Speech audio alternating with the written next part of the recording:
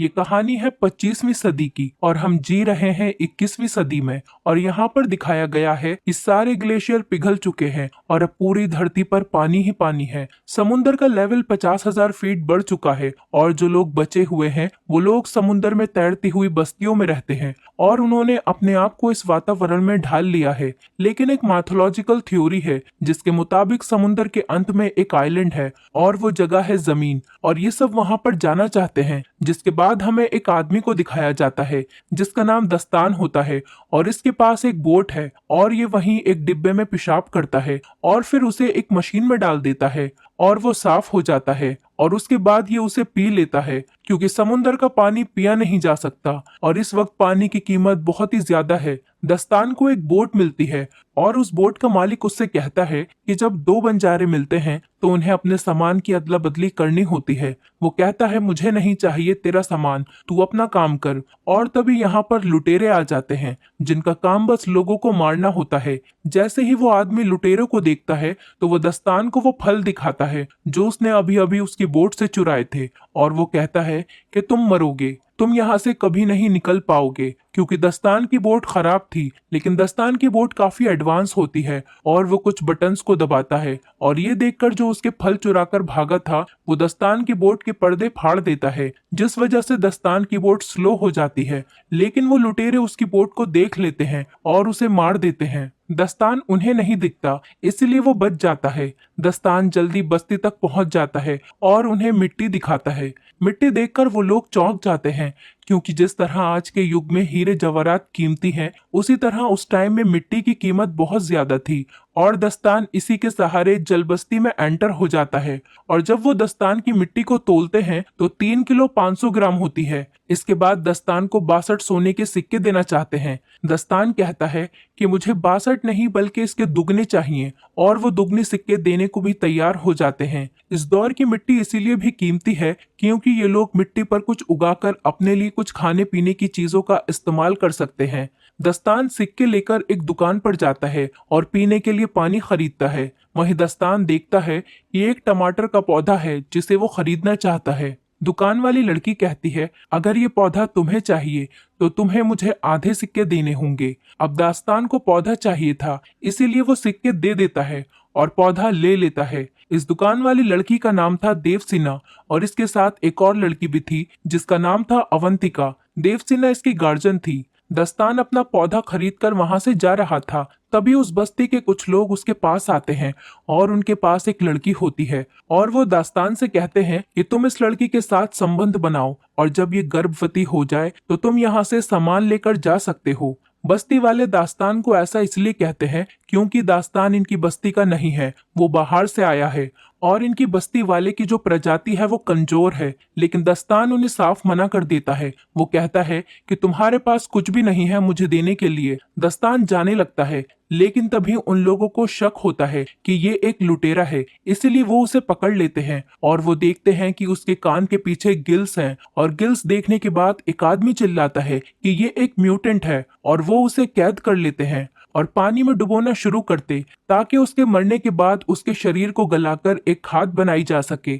लेकिन उससे पहले कि दास्तान पानी में डूबे लुटेरे उस बस्ती में हमला कर देते हैं। दास्तान डूबने लगता है तभी उसकी मदद के लिए वहां देवसेना आती है। वो कहती है कि मैं तुम्हें बचा सकती हूँ लेकिन बदले में तुम्हें हमें अपने साथ ले जाना होगा। दास्तान मान जाता है और ये तीनों यहाँ से फरार हो जाते हैं और लुटेरे बस्ती को तबाह करके उस पर कब्जा कर लेते हैं। लुटेरों का सरदार कहता है कि मुझे टैटू वाली लड़की चाहिए। दरअसल ये अवंतिका के बारे में बात कर रहे होते हैं। अवंतिका के पीठ पर एक टैटू होता है जो कि इनका मानना है कि वो ड्राई लैंड तक पहुंचने का रास्ता है। यहाँ पर 3 तरह के समुदाय रहते हैं। एक लुटेरे जिनका काम बस मरना और मारना है, दूसरे आम इंसान जो बस्ती में रहकर गुजारा करते हैं और तीसरे म्यूटेंट जिनके कान के पीछे गिल्स होते हैं। वो लोग पानी के अंदर भी सांस ले सकते हैं और दास्तान भी एक म्यूटेंट है। दास्तान देवसेना से कहता है कि हमें अवंतिका को मारना होगा क्योंकि हमारे पास इतना पानी नहीं है कि हम तीनों जिंदा रह सकें।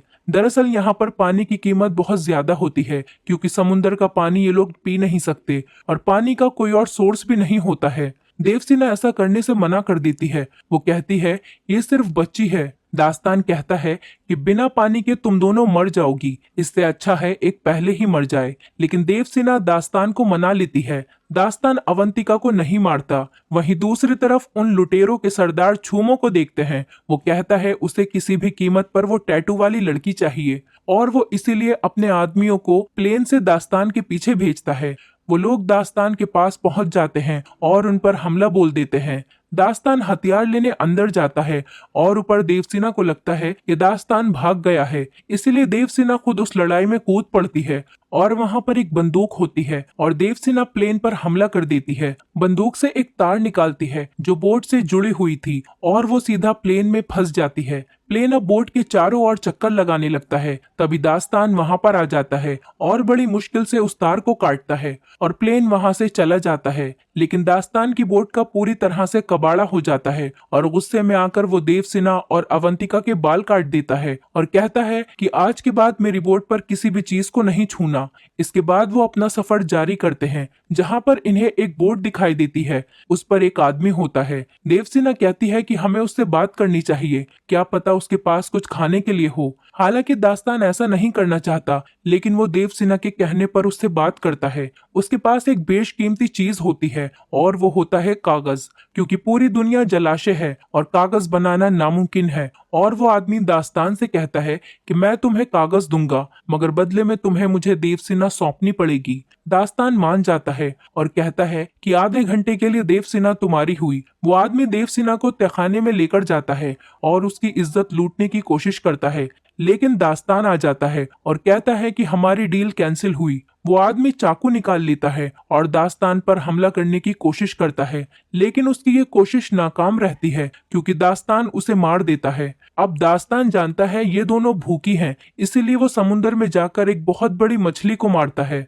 और अब ये पेट भरकर खाना खाते हैं। धीरे धीरे साथ रहने की वजह से दास्तान की देवसेना से दोस्ती हो जाती है और अब वो अवंतिका को तैरना भी सिखाता है। जहाँ तो वो इनके साथ रहना पसंद नहीं कर रहा था, लेकिन अब वो इनका हिस्सा बन चुका है। एक दिन दास्तान देखता है कि वो लुटेरे इनको ढूंढ रहे हैं क्योंकि इन्हें अवंतिका चाहिए। अवंतिका की पीठ पर जो ड्राई लैंड का नक्शा है वो उनको चाहिए था। दास्तान अपनी सुइलबुल से यहाँ से निकल जाता है, लेकिन उसे शक हो जाता है कि लुटेरे मेरा पीछा क्यों कर रहे हैं, मेरी तो उनके साथ कोई दुश्मनी भी नहीं है। देवसेना बताती है कि अवंतिका की पीठ पर जो ड्राई लैंड का नक्शा है वो लुटेरों को चाहिए। दास्तान कहता है ये बेवकूफी है, ऐसी कोई जगह नहीं है। इस पर देवसेना कहती है कि ऐसी जगह है, जब अवंतिका हमें मिली थी तब उसकी टोकरी में भी मिट्टी थी और वो मिट्टी तुम्हारी मिट्टी से ज्यादा खूबसूरत और बेहतरीन थी। और साथ ही तुम्हारी बोट में जो चीजें हैं, शीशा या फिर गाना बजाने वाला बॉक्स, वो सूखी धरती पर ही मिलते हैं क्योंकि समुद्री दुनिया में ऐसी चीजें नहीं है।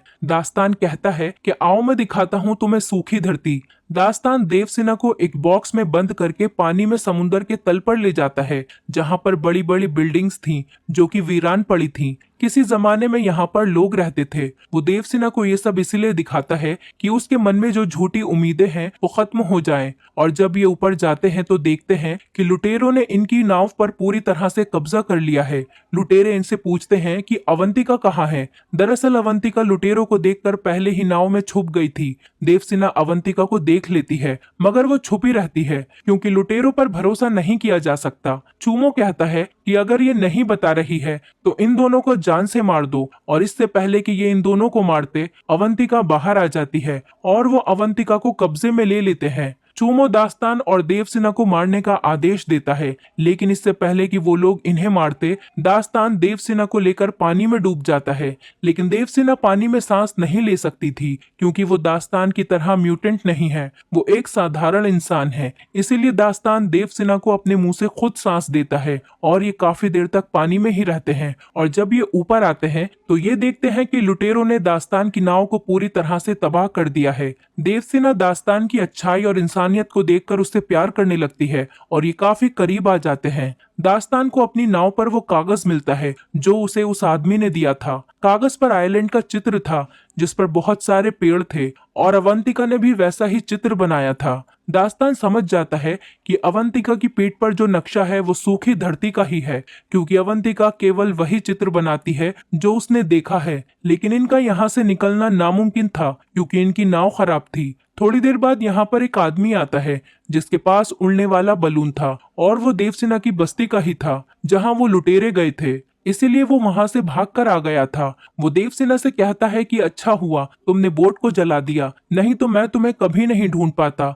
क्योंकि धुएं की वजह से ही मैं यहाँ तक पहुंचा हूँ। और वो इन दोनों को बलून पर ले आता है। लेकिन यहाँ से दास्तान डिसाइड करता है कि वो अवंतिका को ढूंढ कर लाएगा। वो उस बड़े जहाज पर पहुंच जाता है जहाँ पर वो लुटेरे थे। दास्तान चूमो के सामने खड़े होकर कहता है कि मुझे वो बच्ची चाहिए। चूमो कहता है कि बेटा अब तुम जिंदा वापस नहीं लौटोगे। दास्तान एक मशाल निकालता है और पास ही में एक टैंक में डाल देता है, जिससे एक बहुत बड़ा ब्लास्ट होता है और उसके बाद सारे आदमी मारे जाते हैं। दास्तान अवंतिका को ढूंढने लगता है, लेकिन वो देखता है कि चूमो अवंतिका को प्लेन में उड़ाकर ले जाता है। दास्तान प्लेन को रस्सी से अटकाकर क्रैश करवा देता है। अब ये विशाल जहाज डूब रहा था, लेकिन इससे पहले जहाज डूब पाता, वहां पर देवसेना उड़ने वाला बलून लेकर आ जाती है और उनको बचा लेती है। और तभी जहाज पर एक बहुत बड़ा ब्लास्ट होता है, जिससे लगभग सारे लुटेरे मारे जाते हैं। लेकिन चूमो अभी भी जिंदा बचा हुआ था और वो एक गन से अवंतिका पर गोली चलाता है।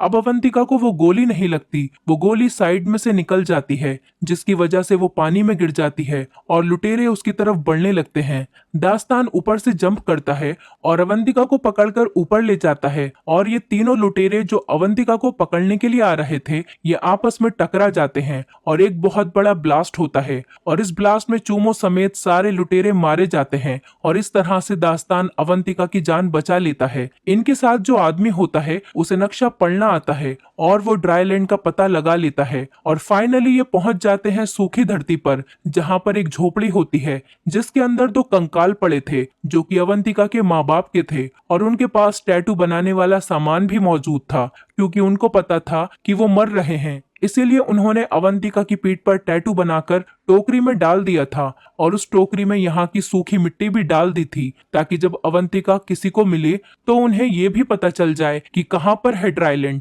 और ऐसा उन्होंने इसीलिए किया क्योंकि अवंतिका उस समय काफी छोटी थी, अगर वो वहां पर रहती तो बच नहीं पाती। और अवंतिका के माँ बाप ने जैसा सोचा था आज फाइनली वैसा ही हुआ। इसके बाद हम देखते हैं कि दास्तान को यहाँ पर बिल्कुल भी अच्छा नहीं लग रहा, क्योंकि वो इंसान नहीं गिल्स है, इसलिए वो समुद्र में वापस जाना चाहता है। हालांकि देवसेना और अवंतिका नहीं चाहती कि वो वापस जाए, लेकिन उसे जाना पड़ता है क्योंकि उसकी असली दुनिया समुंदर है। और इसी मोमेंट पर ये मूवी खत्म हो जाती है। दोस्तों, अगर आप हमारे चैनल पर नए हैं तो चैनल को सब्सक्राइब करें, वीडियो अच्छी लगी हो तो वीडियो को लाइक करें और हाँ, नोटिफिकेशन बेल को जरूर दबाएं ताकि अगली अपडेट सबसे पहले आपको मिले।